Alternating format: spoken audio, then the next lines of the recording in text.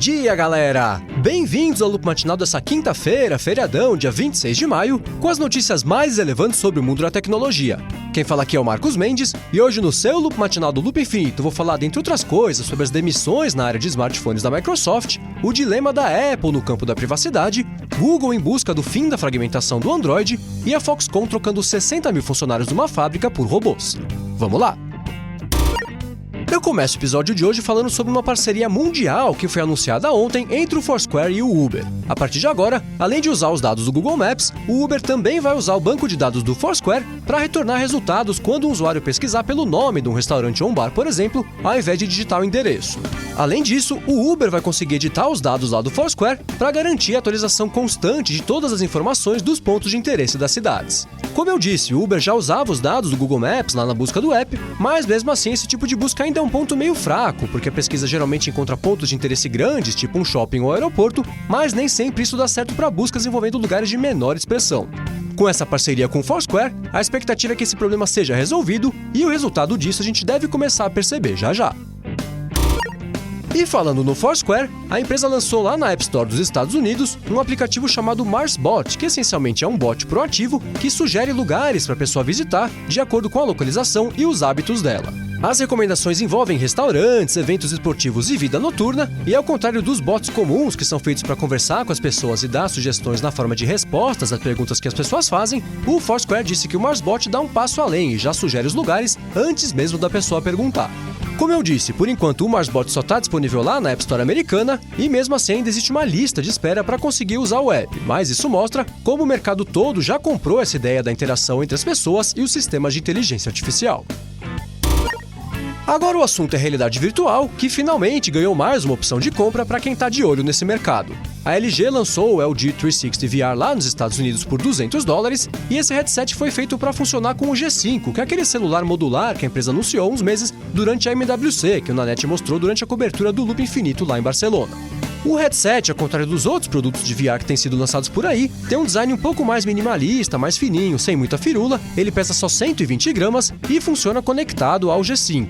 Junto do 360 VR, a LG também lançou a 360 Cam, que é uma câmera portátil que faz captura de vídeos em 360 graus e também custa $200. A parte chata da notícia é que por enquanto ainda não tem uma previsão da chegada desses produtos aqui no Brasil.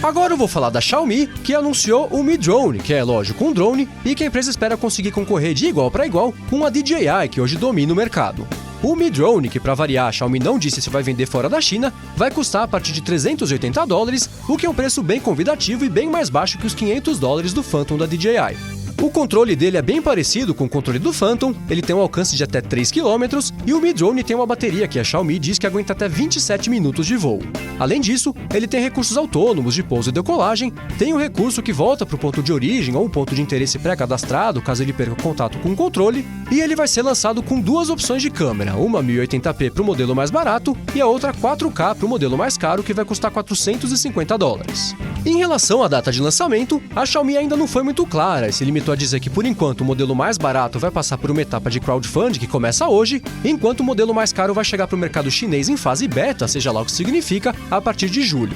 Se você quiser ver um vídeo em que o Hugo Barra mostra o Mi Drone, tem um link para ele aqui na descrição do episódio. Ele fez uma transmissão ao vivo apresentando o drone com um pouco mais de 1 hora de duração. O Hugo Barra, para quem não sabe, é um brasileiro que trabalhou por muito tempo lá no Google e hoje ele é vice-presidente internacional da Xiaomi.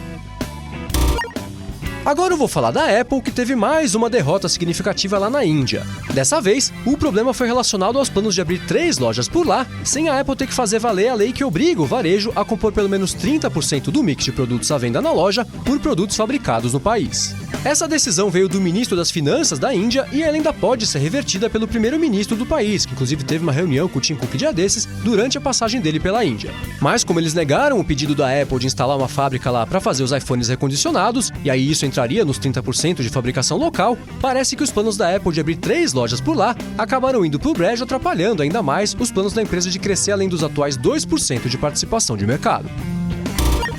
E falando em fábricas, ontem um jornal chinês chamado South China Morning Post publicou uma matéria dizendo que desde o fim de 2014, a Foxconn já substituiu mais de 60 mil funcionários por robôs, numa tendência que vem sendo adotada por mais de 500 empresas chinesas. A Foxconn, para quem não sabe, presta serviços para quase todas as grandes empresas de tecnologia e eles fabricam todo tipo de aparelho, mas em especial nos últimos anos, eles têm virado notícia por conta do número de suicídios dos funcionários das linhas de produção. O jornal disse que nos últimos anos, o número de empregados de uma fábrica só da Foxconn lá da cidade de Kunshan caiu de 110 mil para 50 mil, mas a Foxconn disse que não pretende passar a trabalhar só com robôs, mas sim eliminar as tarefas repetitivas das linhas de produção. Eles disseram que querem encaminhar essas pessoas para outros cargos, como por exemplo pesquisa e desenvolvimento, controle de processos e controle de qualidade, mas não falaram qual foi o destino das 60 mil pessoas que eles já substituíram pelos robôs da linha de produção.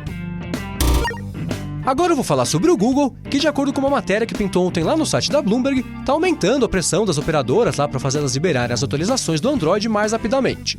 De acordo com a matéria, o Google vem acelerando internamente o desenvolvimento das versões de Android que corrigem bugs e falhas de segurança, mas as operadoras sempre foram um gargalo enorme na hora de liberar isso aí pra galera, e esse fator é o principal culpado pela fragmentação do Android. A Bloomberg diz que o Google vem criando rankings para dar moral para as operadoras e os fabricantes mais eficientes e fazer as empresas mais preguiçosas passarem vergonha, e também eles vêm desenvolvendo processos mais eficientes de distribuição junto com as operadoras americanas, o que tem diminuído bastante, em algumas semanas até, o atraso para a liberação das atualizações por lá. O problema, de acordo com a Bloomberg, é que alguns fabricantes gostam desse atraso na atualização dos telefones, porque isso é um grande motivador para as pessoas desistirem do aparelho que elas usam e decidam comprar modelos novos. A Bloomberg falou que para combater essa estratégia nojenta de alguns fabricantes, o Google vem investindo em recursos e aplicativos retrocompatíveis com as versões mais antigas do Android, como por exemplo os Instant Apps e o aplicativo Halo, que eles anunciaram na semana passada durante a Google I/O.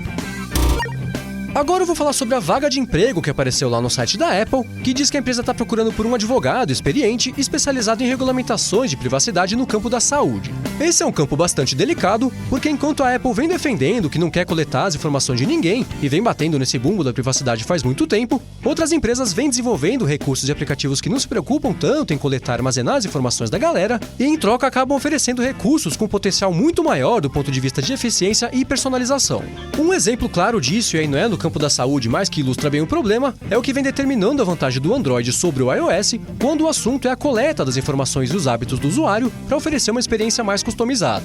Enquanto o Google vem coletando alguns dados tipo agenda, contatos, conversas, lugares das pessoas para oferecer recursos mais customizados, a Apple se nega totalmente a fazer esse tipo de coisa e isso acaba limitando um pouco o que ela pode oferecer. O Google se baseia na imagem que eles vêm construindo ao longo dos anos para deixar o pessoal tranquilo, dizendo que as informações estão seguras, enquanto a Apple diz que não quer nem encostar em nada disso, o que veio bem a calhar no caso de San Bernardino, por exemplo, em que ela teria sido obrigada por lei a entregar os dados do telefone caso ela tivesse isso em mãos. Bom, voltando, agora a Apple está procurando um advogado que manje bastante da privacidade no campo da saúde, em especial em relação a uma lei americana chamada Health and Insurance Portability and Accountability Act, que determina regras bem rígidas para a proteção de registros médicos dos pacientes.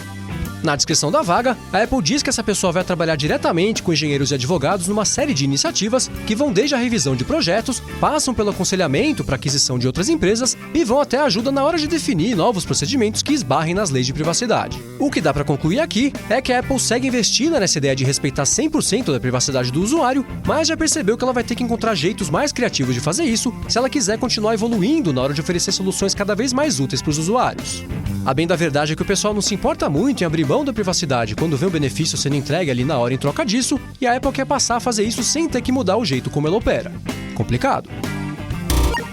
E por último, eu vou falar da Microsoft, que anunciou ontem que vai reestruturar a divisão de dispositivos móveis e por conta disso eles vão mandar embora 1.850 funcionários. A maior parte dessa galera, mais de 1.300 pessoas, trabalha na Finlândia e é parte da herança que a compra e depois a venda da Nokia tinha deixado, e de acordo com um comunicado que a empresa enviou para a imprensa ontem, essas demissões vão acontecer até julho do ano que vem e vão custar $200 milhões para a companhia. Além disso, a reestruturação como um todo vai gerar um custo de $950 milhões, mas de acordo com o Satya Nadella, isso vai permitir que a Microsoft concentre o que vai sobrar do Windows Phone no mercado empresarial e particular que dê ênfase à segurança. Ele disse ainda que a empresa vai continuar inovando nos celulares e serviços de nuvem que abrangem todas as plataformas móveis, o que em resumo significa que a Microsoft já entendeu que quando o assunto é smartphone, a força dela está no software e não no hardware e finalmente vai parar de gastar dinheiro onde ela já viu que não vai dar em nada.